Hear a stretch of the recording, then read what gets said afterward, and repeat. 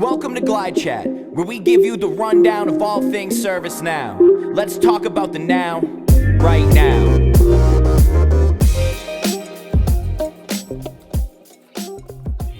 Welcome to another episode of GlideChat. My name is Mike Lombardo, sitting here with Ryan from Pitchfire CEO. Ryan, how are you? What's up, Mike? Thanks for having me. Oh man, it's been overdue. We're overdue for a little GlideChat. I think you were like, hey, gotta have you come in on GlideChat. That was like last spring or something. Yeah. How's business? It's good. We're kind of like really picking up a lot of steam right now with people trying to figure out what the hell is going on in the world without cold outreach. Yeah. And that's kind of been like a theme that like we bet on, and it's working really well right now. What is cold outreach? Yeah, so for people listening at home, about 40% of pipeline for people that are in the sales space that might be listening usually gets generated from you doing cold calls, cold emails, LinkedIn messages, social, all that stuff to try and get business. Yeah. Problem is all the stuff that people used to do that, you can't do anymore. Yeah. You write cold emails to people, one in every three don't get delivered. And no one likes receiving them. I hate it. Yeah. It drives me, it gets me angry. We have a data point. Just an entry-level employee on average gets prospected 780 times a year. Oh, God. So wow. I can't imagine you. You probably get... It's probably 100 times that. Yeah, you probably... Do you have someone that handles your inbox, or you do it? No, I do it. I'll tell you, the emails aren't as bad. Yeah. Because I just mark as spam, or delete. It's the phone calls that really, really annoy me. Because emails I'm kind of used to, and we use Google. Google's pretty good at cutting that out, and I use your app, so I always just send people, hey, if you want to pitch me, use Pitchfire. But for some reason the phone calls are the worst. Yeah, telemarketers, spam likely, all those. It's getting bad, and what's really crappy is people are now doing text. Yeah. I get text. That's the next mountain to climb. It feels invasive. You know what I mean? It feels like you're entering my personal space by calling me, texting me. Email at least okay, it's a work email. I get it. I think something happened during COVID where when everybody started working from home, you'd get a glimpse of their webcam and their husbands and wives walking with the background and little kids and dogs barking and all that. And when you get a glimpse of that world a little bit, something kind of happened where this mesh of personal and professional life being separated kind of came back together. Yeah. And now because of that, we're a seller supposed to sell, and they're supposed to get half their pipeline from doing this stuff. This is a different type of sales for us, because we're sending, we talked about earlier, that enterprise level customers and, but for the smaller companies, it's what do you do? How do you differentiate yourself? How do you because you're fighting for people's attention, right? Yeah, yeah. And that's why when I met you and actually I got cold called. Yeah, that's how it started, Jeremy. About your company. Yeah. And I was just so intrigued because I was like, oh my God, I never thought of that concept, being paid just to be pitched, not to buy. Yeah. Not even to buy, but just to hey, we understand your time is valuable, but why don't we compensate you to listen to our pitch? Yeah, the other thing is all these companies that are out there, they don't have any process for outbound prospecting when they receive it. Yeah. So I'll give you an example. We did a study where we asked people about rogue spend. Almost 3/4 of rogue spend starts from outbound prospecting. Wow. So if you cold call someone or they self-sign up for a service and they buy it and then they're I really like this, they go to their boss and ask this. The reason it never ends up at procurement's desk is because it started with a rep doing cold calling and cold emailing to get in front of that person. Yeah. So you got that issue. The other thing that kind of stinks is that, honestly, it's hard for a lot. I mean, we're both pretty successful and make good money, but there are a lot of people out there that don't, that are working at your company that are still prospects. Yeah. Companies are doing this bottom-up selling thing now where I'm going to start at I'll go head up a mid-level manager who's probably not breaking 80 or 90K a year. And why not have them get paid and get an advantage for working at your company? Yeah. From a seller. These companies pay billions of dollars a year to get in front of people. Yeah, exactly. So, for those, because I'm sure a lot of people don't know, why don't you explain what Pitchfire actually is? Because people are probably wait, what's going on? Oh, yeah, that's true. That's true. So, Pitchfire is basically trying to solve a problem where you can charge businesses money for you to respond to them. Okay. And what happens is B2B companies get cold calls and cold emails and stuff. We make products that allow buyers and sellers to connect. If you're a buyer, The way that you can connect with sellers is you force them to a page that they have to pay you money to get a response. You get a pitch, and you get paid to respond to that pitch with like if you're interested in taking a meeting or not. You get paid the same no matter how you answer. Even if you say like not interested. Like not interested. And the reason it's valuable for a seller is today people don't realize this, but the average seller has a 0.7% chance of getting a response over email. 0.7% chance of getting responded to. What about on Pitchfire? On Pitchfire, it's like, it's close to 70% right now, almost 80%. So you get a higher response rate when you pay. Yeah. And the other part is, a lot of people don't realize this, a seller has to do 6 to 15 steps to actually get in front of someone. Wow. Like between calling, email, LinkedIn. And cost of acquisition too. Yeah. And marketing's running ads at these people and stuff. Dinners, like anything. Yeah. Just anything to get in front of people. Yeah. Like, I was gift part cards. of the machine. Yeah. You guys probably do that too. You do client dinners and stuff, yeah. right? Oh, tons of events. But even like, I even get pitched like, hey, well, you have a chance to win a Louis Vuitton bag if you come to this thing. Yeah. Like gift cards, coffee cards, and the gift card thing just feels a little weird. I think because there's so much spam and fraud around the gift cards, there's like spear phishing attempts. Yeah, the text where they're like, hey, I need you to send me a text. Yeah, we get that too. Oh my God. I hate that. So there's there's other stuff too that can happen. The cool part about Pitchfire is when you actually get a pitch and an offer. Yeah. The rep has to put a credit card in first. Wow. So you can't I can't be like, hey, I'll give you a gift card if you take a meeting with me. Yeah. And you don't actually know it's legit. Or, hey, I'll take a gift card if you respond to me and tell me or take the survey, all that stuff. You don't know if they're actually going to follow through. So if let's say I'm a person trying to pitch to somebody. Yeah. There's a potential customer. I put up $50, $25 to get their attention. If they don't respond, I never get charged. Yeah, we don't run the card at all. And if you do respond, it's not just like, hey, no, go pound sand. It's no. Here's why. Or let me tell you, as a company that does pitches, I'd rather know. I'd rather if we're trying to go after a big customer and we get a response that even if the response is no, hey, it's not aligning up with our initiatives this year, try back next year, or we're using this other partner, it's going well, just to kind of know, and then it's okay, let's put this more on the back burner. It's funny because I see that when I'm getting pitched, even people who a lot of people want to work at GlideFast, hey, and if I'm just hey, listen, we're not hiring for this role right now, because there's some people who are very persistent. I appreciate your efforts here, but we're not hiring. We have no plan to hire this year in that geography. And they're just thanks for the response. So even if it is a no, it's still a win sometimes, because then you can focus your energy on another different prospect. I'll tell you the other thing that I think this is going to have an impact on. It already is too. Yeah. When you send a pitch to someone, one of the reasons that prospecting is so choppy and crappy and templatized and spammy, they all have scripts. You don't really have enough time to customize stuff because you don't know if the prospect's ever going to answer. Yeah. I've done campaigns before, when I was a BDR at Dine 10 years or 12 years ago, where I made music videos for prospects, and I sent it to them.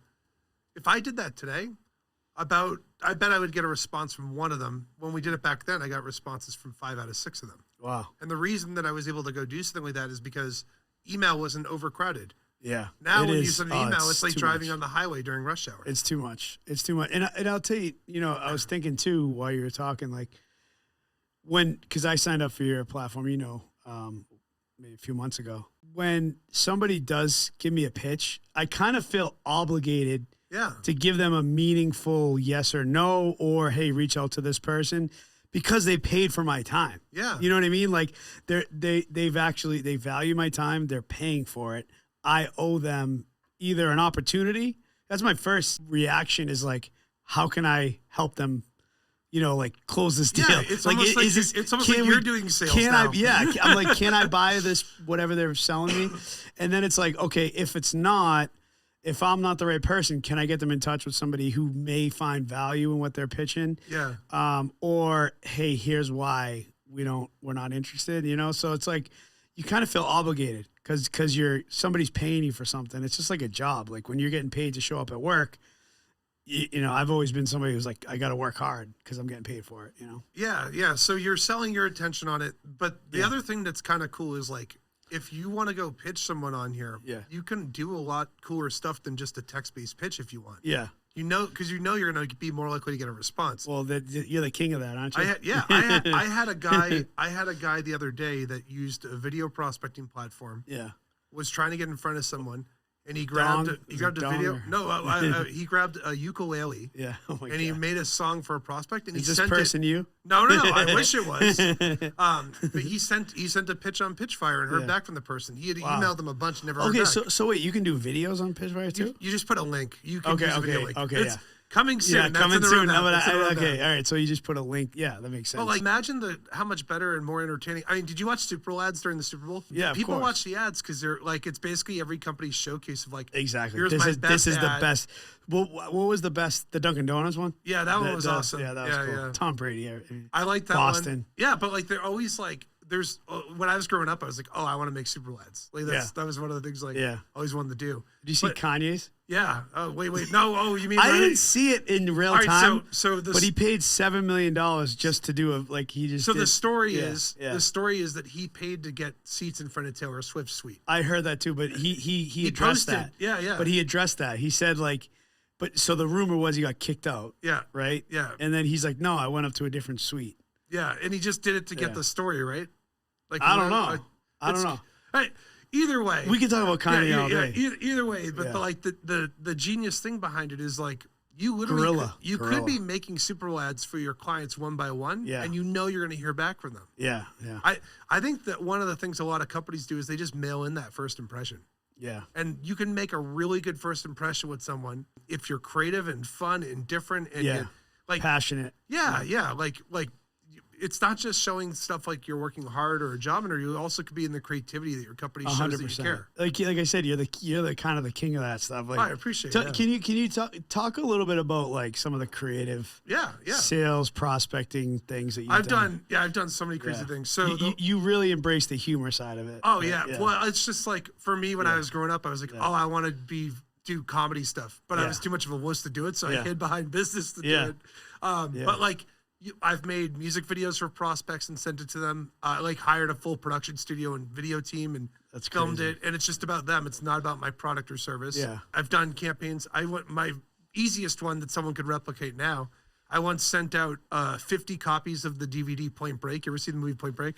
No, I don't think so. Keanu Reeves, Gary Busey. No, I don't think I have. Patrick Swayze. I feel it's awful. 90s right now. movie. It's ridiculous. Oh, okay, I gotta watch. There's a scene where they skydive. All right, stop without parachute. Anyway, yes, but. Point Break, crazy movie. I sent 50 DVDs to a bunch of prospects and then wrote emails to them and was like, hey, I sent you the greatest movie of all time. Did you get it? And like people, they can't, if they don't like Point Break because it's a ridiculous, silly movie, they make fun of me and it gets your foot in the door. Yeah. That's hilarious. That worked? Yeah. I booked about 30% of those into meetings. No. You could just, like, people could do this stuff today. You would just send them one DVD, not 50 to one person. Yeah. One. No, I would have been like, restraining order. If I have an idea, I'll do it more than once. Yeah. I don't just do a one-off. No, because you gotta get it. That's what I also noticed about you is you're good at the sample size. Yeah. Right? Like, okay, if like we need a healthy group, to trial this on, trial group. Yeah, and like part of the reason I started Pitchfire is because I actually think prospecting and building pipeline can be an art, not just a science. It is an art. Like it's not just like, oh, I'm going to use these phrases and give you value and stuff. I hate that. I hate like when I see some people write like, hey, we're GlideFast. We're the best partner. We've done 100 implementations. And like I think that stuff's important for once they're on the phone. Yeah. But it's like, hey, we're different. You should talk to us. Once we're in the meeting, here's who we are. Here's what we've done. Here's how we can help. But like if you're just trying to get them on the phone, like they get pitched all the time of that same stuff. The people that listen to this a lot are usually like in the ServiceNow ecosystem and stuff, right? Like, so they're like probably involved in stuff with like customer facing stuff.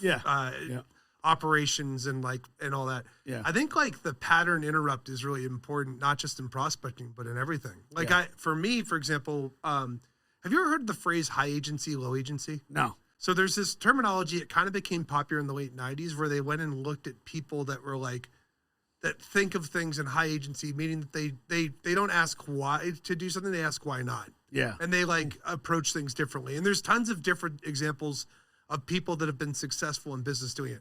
one of the most classic examples, it's actually like a weird negative one, would be like Elon Musk. When he started Tesla, someone leaked a letter and sent it out to TechCrunch, and they published it. And it was them crapping on like, they leaked a letter Elon Musk wrote to all the employees. That was like, and they're like, look what Elon wrote. And so he went and found, like, took everyone's computer and looked at the file size that got sent to the printer, hacked into the printer, and was able to find out who wrote the email based on the file size matching up with the length of what the file size is when he printed it. Wow. So like, but like that's high agency. You think of ways to do stuff that outsmarts everybody. Wow. So like, let's say I'm running. So did he fire the person? Yeah, he found him and fired them. Wow. From this. And there's like, but there's positive examples of high agency also. I mean, like Apple's design team decided not to put keyboards on their phones, right? That's like an example of having high agency. That was game changer. I remember when I saw that, I was like, I'm not like, I didn't grow up being an Apple fanboy. I've kind of turned into an Apple fanboy now. I think we all are. I was like one of those people. I was like, nah, PC's better. It's cheaper. You're dumb. Yeah. And now I'm like, I have like. Me too. We all were. We're like, what are we buying that for? Like, we're not rich enough for that. Yeah, you know? but like, if you're listening to now, this, now I could never go back. Like, I don't know how people do it. One of the biggest problems is we have this monkey see, monkey do effect thing we do in business. Where like we go look at what another company's doing and say, oh, I'm gonna go do that because they're doing that. Yeah. What you should do is like have DNA and fabric of what your company is, and then figure out how to take what something's happening and put it in your own DNA. Yeah, exactly. Like you know how many times you get on a customer support call with somebody and they say the same exact script, like. Oh, I get. Like every company has the same script. Yeah. Like it doesn't. You got to make it your own. This is like even when I talk to my salespeople, I'm like, here's my pitch. Here's how I say this. There's some things I suggest you pick out of that you say kind of similar, but you have to match it to your flavor. It cannot be just regurgitating the same because it doesn't work for. Yeah. It's not going to work for you. Like you have to do what works for you. This works for me really well, but. It's not going to work for you. The best thing in the world in business is stories. Yeah, exactly. And everyone has their own stories because they all have different backgrounds. Exactly. Like you grew up in Massachusetts, and like you're from Everett or something, right? Yeah, Everett. Yeah, I grew up in Mass, but I'm from like the boonies of Massachusetts. The boons. I grew up in Phillipston, which is like tiny. Never heard of it. Yeah, like it's like near Gardner and Athol, like in between there. Never heard of either one. Look at that. Yeah, and he grew up Gardner, in maybe Gardner, maybe Gardner. Yeah. But like I grew up in these places. Yeah, we have completely different backgrounds. Yeah. But like the thing that actually attracts businesses and makes you better is having high agency. So if you can figure out a way to do, I have high agency when I do sales and prospecting and marketing. Like I'm gonna brag and say I do. It's your world. That's what your niche at. Like same thing for me. I suck at baseball. Yeah, you know what I mean. Oh, me too. I suck at a lot of things. But like this world, you're not even touching me. Like, and it's okay to say that. It's okay. Like, there's certain things where we dominate, and there's certain things we don't. And you know, I always say like Michael Jordan. If you want to be Michael Jordan, play him in golf. How we're approaching Pitchfire is like I want people to be in a world where like, imagine if you're a rep and every person you reach out to actually got back to you. I know your life would be different. Either yes or no, not just yeses. Like, I hate talking to salespeople. Like you go to the mall and you walk by a kiosk and the person's talking, you're like, like you try to avoid eye contact and do it. Like that whole thing, we could flip that whole experience to be better. Like, oh, I actually look forward to it because I'm gonna get some money for it. Exactly. Yeah, like I think I've made like $350. You could probably look it up. I was thinking about looking it up. Like I know people say whatever. Dude, if you can make $350 a month, what's the average person's debt? Oh yeah, average person in the United States has $90,000 in debt, and that doesn't include mortgages either. Stop. Yeah, 90K. So that's like college, credit cards. Yep. And not even the house you live in. Yeah, I'm still. I'm 37. I'm still paying student loans back. It's great education. I keep thinking about like if I had taken my $80,000 I spent in college and invested in something else. Yeah, like or started a company. I probably would have learned more. Not to knock my. I'm not trying to besmirch. Listen. I always say when people ask me about degrees and college, for some people, you got to do it. It's the right move for you. It's your path. It's, if you want to be a doctor, you need that, right? Yeah, there's certain lawyers, certain things. But for me, it just didn't work out for me. I'm just not a school guy. I do think there's value in the network you get. That's the only thing. That's the thing, especially if you're going to, Yeah. Especially if you're going to the higher schools. Like you go get an MBA somewhere or something. Yeah. But I do think that MBA, how much does that cost now? Yeah. How much does that cost? Too much. I mean, I don't know. Over 100? Yeah. I mean, on top of a 4-year, I mean, it's like you're paying that debt back forever. I did a project. I worked at Flagship Ventures, and we did stuff with Harvard Business School. Yeah. And they basically separate out all these people into sections. So like you have like 50 students that are all in your section. Yeah. And those 50 people, I guess, all help each other out for life. Yeah. Oh yeah. Like Big that's time. the way it works. And it's like, is that it's a network. It's the power network. I mean, Yeah. that's one thing I learned at the tech program I went to was Yeah. they were all about, it's all about your network and building relationships, maintaining relationships. And I'm so grateful. Shout out Europe. I'm so grateful I learned that because there's some relationships I have from there, whether that was faculty, mentors, students, that I still leverage today. Yeah. And I'm sure, and some of them leverage me, right? And it's like, that's why I love LinkedIn. I mean, I would not be here without LinkedIn. I'll tell you that 100%. Yeah. Well, the other part too is you're a guy that's literally hiring all the time, right? Yeah. Except, hiring. Hey, listen. If you're listening, he's not hiring for that position. But hiring ServiceNow architects, though. But yeah, if you're a ServiceNow architect, you listen to this. Yeah. Listen, they got something This is for there. you. Yeah. This is your moment. But if you think about it, that network, the best founders are able to go build teams really quickly and get people. Oh, yeah, you have to. You have to have people on speed It's a dial. chicken or the egg thing. Yeah. Right? Like, because you have to have the cash flow. You know, that's why it was so hard early on for GlideFast. We didn't have money. I didn't come from a rich family at all. Actually quite the opposite. Yeah. But I saved every penny. Shout out Lloyd. He saved everything he had. And we just poured it into growing the business. We paid ourselves last for so many years. And it paid off, but we reinvested it in ourselves. And because you got to be able to sell, but you got to be able to deliver. And if you can't deliver, you can't sell without the delivery, and you can't deliver without the sales. So that's the business is interesting.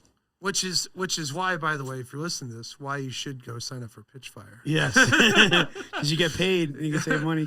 And you can also, I mean, the cool part too is if you're someone that pitches and you're listening or something, you can pitch people, but you also can get pitched too. Yeah. There's still value there. There's been a lot of bottom up selling lately with what tech companies are doing to get in front of people. Well, I love to give advice to people. Yeah. What's your one advice to prospectors out there that are trying to get people's attention other than using Pitchfire? Yep. What are some advice you can give someone? Be yourself. Yeah. I know everyone's doing this stuff with AI to write scripts and send the same thing over and over again. Yeah. There are hundreds of, whatever your company does, there's 10 or 15 other companies that do the same thing. The thing that's going to differentiate is you. Yeah. How you write it, what you say, your personality. Throw that stuff into what you're doing. Even if it is on Pitchfire, by the way. Yeah. If it's over email or phone, put some personality into it. 100%. And that's in life, by the way. Yeah. Like, it's funny. I was in the barbershop the other day. It's like basically the psychologist, right? Yeah. I just said that with mine on Tuesday. Yeah, it's like literally a therapist. And we were just talking, and when you see people out, and you're like, wow, look at that person. Like they're making the most of life. And I'm sure people say that about you and me or whatever. But it's like, if you were to try to do exactly what they're doing, to try to I want that life. I want to be that happy. Guess what? It's not going to work. If you got to do what's best for you and your best life, Yeah. Because because if you try to be someone else and copy somebody else, it's just inauthentic. That's great advice. Be yourself. Yeah, it's with everything there. Yeah. And by the way, to stem off of that too, you're not just when I say be yourself, you're also not your company. Yeah. Companies are a collection of individuals. So that's the way to think about it. Yeah, love it. All right, Ryan, thanks for joining us. Thanks, and guys, make sure you guys sign up for Pitchfire and start getting paid to be pitched and not just getting spammed and cold calls and all that. Actually, turn that into financial growth. Yeah, thanks, Mike. Do you have a topic in mind that you'd like to discuss? Reach out to us at glidefast.com and subscribe to our podcast for new episodes.